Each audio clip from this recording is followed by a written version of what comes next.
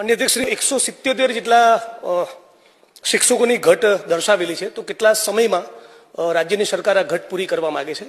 બીજું કે નવી શિક્ષા નીતિ પ્રમાણે વિદ્યાર્થી અને શિક્ષક વચ્ચેનો કેટલો રેશિયો છે અને ભાવનગર જિલ્લામાં આ રેશિયો જળવાયો છે કે કેમ?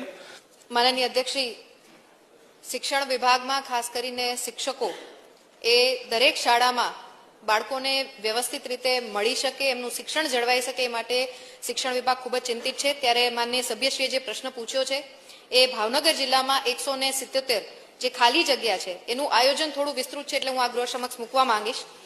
વર્ષ 2024માં આવેલ વિદ્યાસહાયક ભરતીની જે જાહેરાત હતી એ મુજબ વિદ્યાસહાયકોની ભરતી અંગેની કાર્યવાહી પૂર્ણ થઈ, જે અંતર્ગત 426 ઉમેદવારોએ ભાવનગર જિલ્લાની પસંદગી કરેલી છે।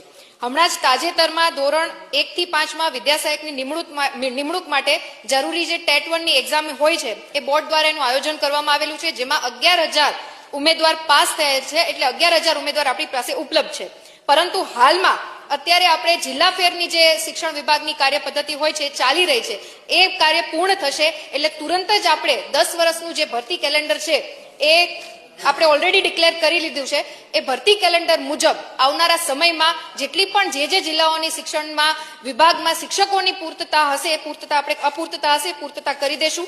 આ ઉપરાંત આરટીના એક્ટ મુજબ અને એની આરટી એક્ટ 2009ની કલમ 26 મુજબ શાળામાં શિક્ષકોની જે જરૂરિયાત હોય એ 10% કરતા વધારે ના હોવી જોઈએ, એટલે 10%ની અંદર જો આપણી પાસે ઘટ છે તો એ આપણે ક્ષમ્ય છીએ। અને ભાવનગર જિલ્લાની પર્ટિક્યુલર માન્ય સભ્યશ્રીએ જે વાત કરેલી છે તો એ 10%ની અંદર આવે છે, એટલે પૂરતા શિક્ષકો એ આપણી પાસે અવેલેબલ છે।